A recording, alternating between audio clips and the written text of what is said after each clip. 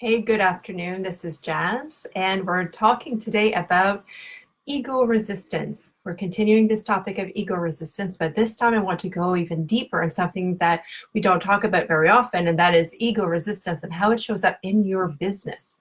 So we're going to do that every week, and we'll go through all the 7 chakras. So you'll know on the Monday what the chakra is and how the ego voice comes up on the Monday in general in life. But on the Wednesday, we're going to go a little bit more specific into how it shows up in your business. As you know, when we are a spiritual person, our business is an extension of who we are.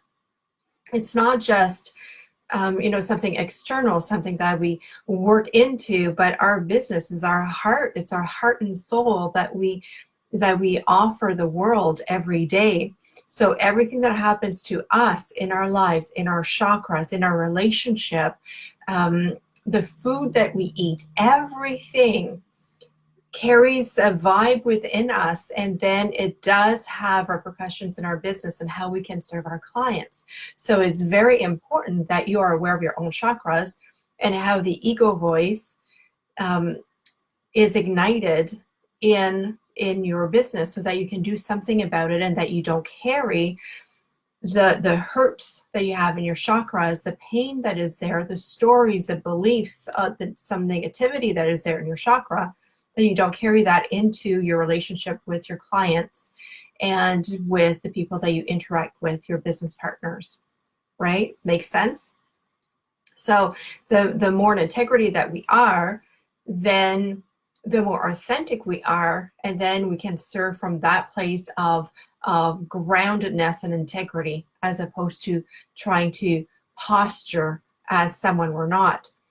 I found that to be so common when I was in some networking groups. I find that a lot of women, especially, they try to, and I mean, it's very subconscious, but it's just so, I can see it so easily. They try to be someone they're not because they need to be this business person. So they dress differently. They alter their speech. They try to please different people. They do certain actions, but it's out of integrity with who they are, their soul, but they're trying to play the role of a business person. And one thing that I really stand strongly for is that when you're a business person, it's not for you to pretend to be anyone that you're not. If you have a business and you are a business person, and who you are is good enough. That makes sense? That I just so strongly, this is what I want for you, is for you to know that who you are is good enough. You don't have to play and pretend to be anybody else. So let's look into why we might need to pretend that we're someone else in business. So the root chakra, the issues that are there are about belonging to a tribe. You know, when we were human, early beginnings, we belong to a clan or a tribe, and it's a survival instinct. So when we are too different, too weird, when we come out as a spiritual person, sometimes, it's not what everybody else around us is doing. And so there's a big fear that I will be rejected. There's a big fear of I don't belong anymore. And therefore, is my work still worth it? Is it worth it for me to really rock the boat? Because it's different and people won't like me. I hear that so often from women who come to see me and who want to start their business. They're afraid of taking the first step into starting their business because they say, my husband won't support me, or my family won't support me. It's against family rules. Nobody else in my community is doing this. I'm going to stand out like a sore thumb. And so there are all these fears. Those are ego fears, ego resistance. It's at the root chakra, and it's about belonging. So breathe that in for a moment and just notice, are any of these fears of belonging present for you in your business? Is that preventing you from taking the next step, whether you want to start a business or up-level your business? Because when we change our business, those fears can come back again. You can already be established. You can already have a 6-figure business. And yet when you want to change the game a little bit, when you want to show up as your next level of self, there's, that fear of belonging, it might still show up for you. So just take that in for a moment, take stock of that. Where in your business does the fear of belonging or not belonging, where does it show up for you, and how is that stopping you from taking the next step? Okay, so that's your first question to journal, and I invite you to share that below. I know it's super scary to share that, to say it out loud, to admit it to yourself, like, I'm scared of this. But just saying it out loud is so healing. So I invite you to share it out loud. Okay, I know it takes a whole lot of courage. So if you do share, I admire you. I will be there cheering you on. Sharing is part of healing. All right. So that's how you might stop yourself in your business. It's through the fear of rocking the boat, the fear of upsetting the people around you, the fear of being too big for your britches, those fear of judgment that you don't belong in the community. So whether this is your family cell, whether it's like family history, whether it's in culture, whether it's in your village or your town or your neighborhood, whatever the circle is that you're at, that next step of going bigger and wider and having a bigger dream than those people around you, just see where that ego voice is coming in and say, hey, whoa, you're going bigger than what is normally acceptable in the unwritten rules of our little society here. Okay, so just be very mindful of that, and then you can make a choice. Do you want to stay within the unwritten and written rules of that society, or do you really want to follow your soul purpose and grow bigger? Because there are some different steps that you can take, different types of healing that we can do together for you to make that step and to grow bigger than what your ego is used to, than this circle, this comfort zone that you're used to. It's never easy to go beyond the comfort zone. So there's healing, there's growth to be done there. So just know where you are, know what the rules are that you think that you'll be upsetting. Ask yourself, is that really the truth? And then make some steps so that you can expand. Does that make sense? So your ego voices at the root chakra are going to show up in that feeling of belonging. They're also going to show up in your visibility. Because if you're afraid that you're going to upset the status quo, are you going to do that marketing? Are you going to go out there and give a speech? Are you going to go out there and really share that message, that thing that's within you, that's for you to share? Are you really going to say what's really important for you if you're afraid that it's going to upset the people around you? If you believe that they're going to reject you? Probably not, right? So we need to work through those fears. So it's going to show up in the visibility. It's also going to show up in your money. Because if in your circle, making a certain amount of money, whether that's $30,000 a year or whether that's $200,000 a year or $1 million a year, when you go beyond that, you might put yourself into like a shield or a ceiling or like a glass dome that you won't be able to make more than what is normally accepted in your circle. Okay, so it does impact your money. So are you going to, a lot of people have fears that if they make more money than their parents did, or if they make more money than a sibling, then either people are going to want to take advantage of them, right? Kind of like when someone wins a lottery and then all the friends and family and relatives come out of the woodwork that you haven't seen in like 50 years perhaps, but they come and they ask for money. So some people do not want to make more money because they're afraid that as soon as they have money, people are going to show up and want to take that money away.